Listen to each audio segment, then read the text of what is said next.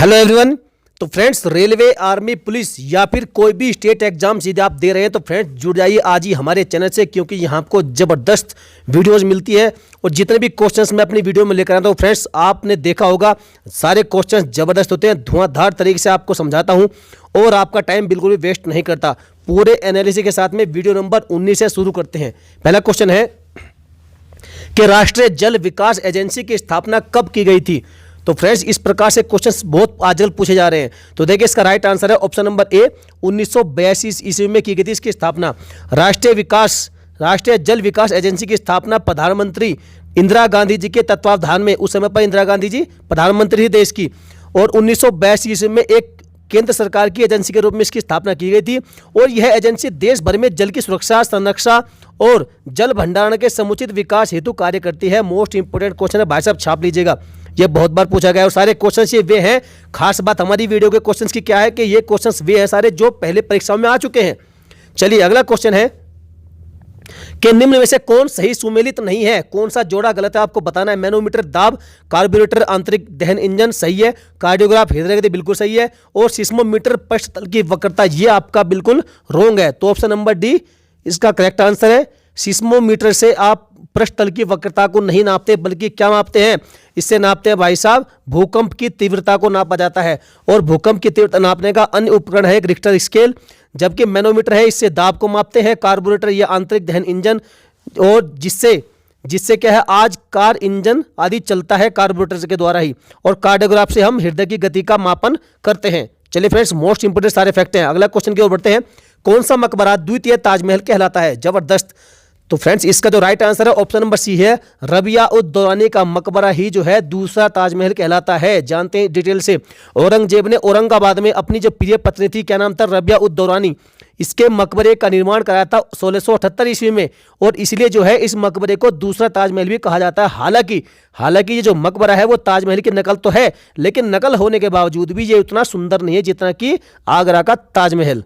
चलिए आगे बढ़ते हैं। फोटोग्राफी में कौन सा अम्ल प्रयोग किया जाता है। जबरदस्त क्वेश्चन है। फॉर्मिक अम्ल, ऑक्जेलिक, साइट्रिक या फिर acetic. Right answer option number B, oxalic अम्ल प्रयोग किया जाता है किसमें, फोटोग्राफी में।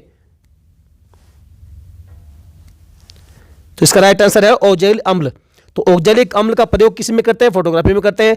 जबकि जो फॉर्मिक अम्ल होता है वो किस में पाया जाता है, वो चींटियों में पाया जाता है भाई साहब। और साइट्रिक अम्ल ये आपका नींबू और नारंगी या फिर कह सकते हैं खट्टे पदार्थों में पाया जाता है साइट्रिक अम्ल। जबकि जो एसिटिक एसिड है वो आपका सिरके में भरपूर मात्रा में पाया जाता है। आगे बढ़ते हैं। अगला क्वेश्चन है, उत्तर प्रदेश की सबसे लंबी नहर कौन सी है। तो उत्तर प्रदेश की जो सबसे लंबी नहर है वो है ऑप्शन नंबर डी, शारदा नहर। ये उत्तर प्रदेश की सबसे लंबी नहर है। और देखिए, उत्तर प्रदेश की जो सबसे लंबी नहर प्रणाली कौन सी है, शारदा नहर है। शारदा नहर का निर्माण ये भी आपसे पूछा गया है कई एग्जाम में कि उत्तर प्रदेश की जो सबसे लंबी नहर है शारदा नहर, उसका निर्माण कब कराया गया था। तो भाई साहब, उसका निर्माण किया गया था 1928 ईस्वी में। कहां पर, बनवासा। और बनवासा है कहां पर, ये उत्तर प्रदेश में है, नेपाल के बिल्कुल समीप, अर्थात नेपाल उत्तर प्रदेश बॉर्डर पर कह सकते हैं उत्तर प्रदेश में। ये यहाँ पर शारदा नदी यहाँ से निकलती है। और इस नहर प्रणाली की जो शाखा प्रशाखाओं की कुल लंबाई कितनी है, 12,368 किलोमीटर इसकी कुल लंबाई। और ये निकलती कहां से है, शारदा नदी से निकलती है ये, बनवासा से। और इस प्रणाली द्वारा चंपावत, ये कहां, उत्तराखंड में है। उधमपुर श्रीनगर ये भी आपका उत्तराखंड में है। और पीलीभीत, हरदोई, उन्नाव, रायबरेली, लखीमपुर खीरी, सीतापुर और साथ ही साथ लखनऊ जनपदों में सिंचाई सुविधा उपलब्ध होती है। देखिए कितने जिलों को ये सिंचाई उपलब्ध करवाती है ये नहर, कौन सी, शारदा नहर। तो इसलिए भाई साहब, उत्तर प्रदेश वाले जो भी उत्तर प्रदेश का एग्जाम देते हैं तो वो तो बिल्कुल इसको दिमाग में बैठा लीजिएगा कि उत्तर प्रदेश की सबसे लंबी नहर कौन सी, शारदा नहर है। चलिए आगे बढ़ते हैं।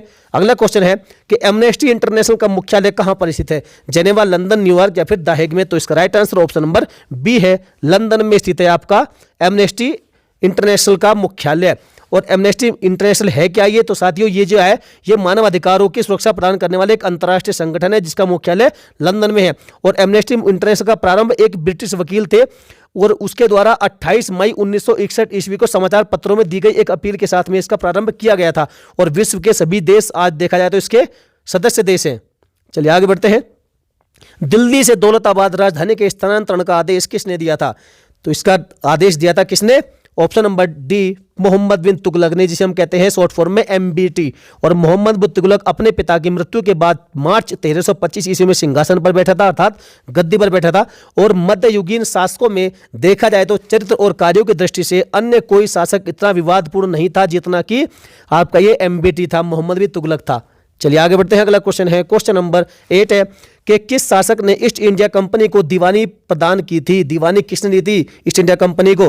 तो ये दी थी भाई साहब, ऑप्शन नंबर आपका सी है, शाह आलम द्वितीय ने दी थी दीवानी को अंग्रेजों को। और ईस्ट इंडिया कंपनी को, माफ कीजिएगा, वे भी अंग्रेज थे। इलाहाबाद की जो दूसरी संधि हुई थी कब हुई थी? अगस्त 1765 ईस्वी के अनुसार। तो भगोड़े सम्राट शाह आलम द्वितीय को अंग्रेज संरक्षण में ले लिया गया था, अर्थात इन्होंने इसे पकड़ लिया था और तथा उसे इलाहाबाद में रखा गया। इलाहाबाद तथा कड़ा, इलाहाबाद और कड़ा के जो जिले हैं वो नवाब ने छोड़ दिए थे, वे शाह आलम को मिल गए थे। तो शाह आलम ने अपने 12 अगस्त के फरमान के द्वारा कंपनी को बंगाल, बिहार और उड़ीसा की दीवानी स्थायी रूप से दे दी थी, जिसके बदले में कंपनी ने क्या दिया? इन्हें सम्राट को 26 लाख रुपए तथा निजामत के रूप में 53 लाख रुपए की देने की घोषणा की थी। चलिए आगे बढ़ते हैं। क्वेश्चन नंबर 9, हंटर कमीशन की रिपोर्ट में किसके विकास पर विशेष जोर दिया गया था? तो इसका राइट आंसर है ऑप्शन नंबर सी, प्राथमिक शिक्षा पर जोर दिया गया था हंटर कमीशन, जो हंटर आयोग की सिफारिश के आधार पर। और देखिए 1882 ईस्वी में सरकार ने हंटर के अध्यक्षता में एक आयोग शिक्षा के क्षेत्र में 1854 के पश्चात हुई प्रगति की समीक्षा करने के लिए नियुक्त किया गया था। और याद रखिएगा, जो सरकार के लिए इस आयोग के सुझाव क्या थे कि सरकार को प्राथमिक शिक्षा के सुधार में विकास की ओर विशेष ध्यान देना चाहिए। दूसरा प्रमुख सुझाव था कि निजी प्रयत्नों को शिक्षा के क्षेत्र में पूर्ण रूप से बढ़ावा मिलना चाहिए। और साथ ही साथ जो प्रेसिडेंसी नगरों के अतिरिक्त अन्य सभी स्थानों पर भी महिला शिक्षा के पर्याप्त प्रबंध होना चाहिए। और इन्होंने खेद भी प्रकट किया था, इसलिए क्योंकि प्रेसिडेंसी नगरों के अतिरिक्त अन्य सभी स्थानों पर महिला शिक्षा के पर्याप्त प्रबंध नहीं थे, इसलिए इन्होंने खेद जाहिर करते हुए इस पर विशेष जोर देने के लिए सरकार से कहा था। चलिए आगे बढ़ते हैं। अगला क्वेश्चन है कि दंडकारण्य प्रदेश निम्न में से किस राज्य में स्थित नहीं है? आपने दंडकारण्य का जो शब्द का जो उल्लेख है वो अधिकतर सुना होगा रामायण में।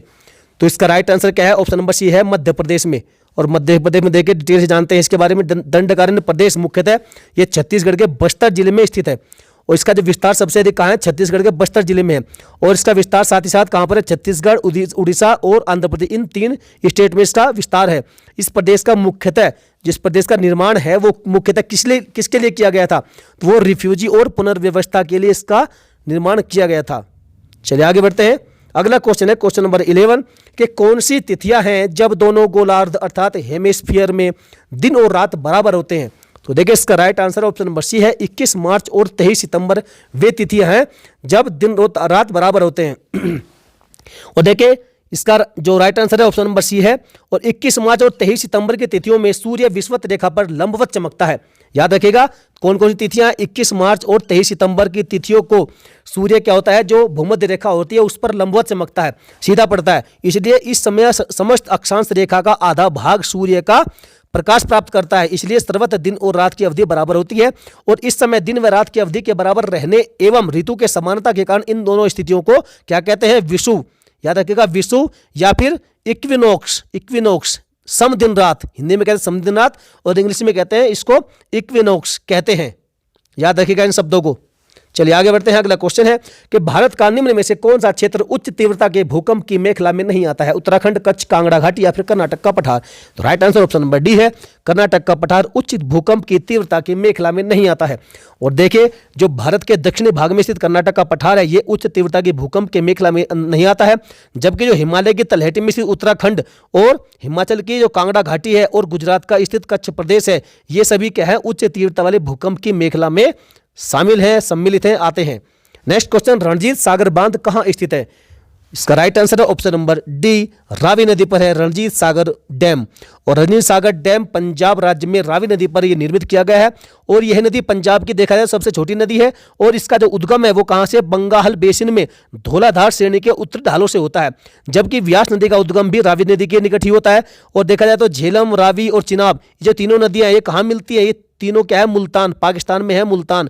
मुल्तान के निकट ये तीनों नदियां जाकर मिल जाती है। चलिए आगे बढ़ते हैं। अगला क्वेश्चन है कि राष्ट्रीय आंदोलन की अवधि में किस घटना ने अंततः देश के विभाजन के बीजारोपण का काम किया था? मोस्ट इंपोर्टेंट क्वेश्चन है भाई साहब, जबरदस्त ऐसे ही क्वेश्चन आपसे पूछे जाते हैं।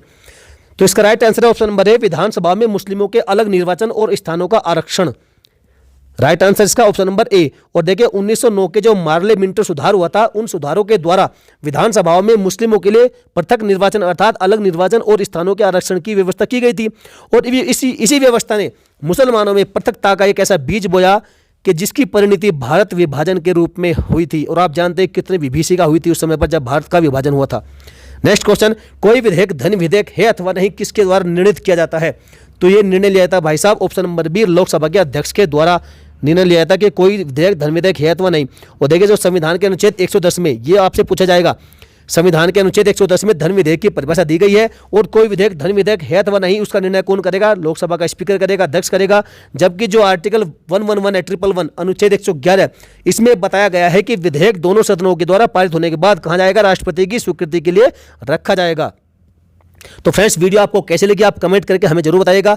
यदि आपको वीडियो वाकई अच्छी लगी हो तो फ्रेंड्स वीडियो को लाइक करके चैनल को अभी के सब्सक्राइब कर देना। मैंने बीच में आपको एक बार भी नहीं कहा कि चैनल को सब्सक्राइब करें।